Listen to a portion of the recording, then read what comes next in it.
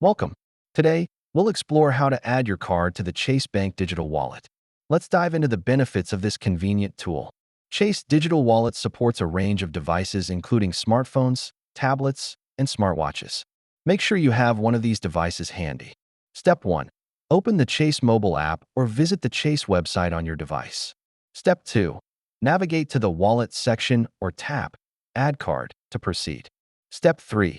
Enter your card details manually or use the camera feature for easy scanning.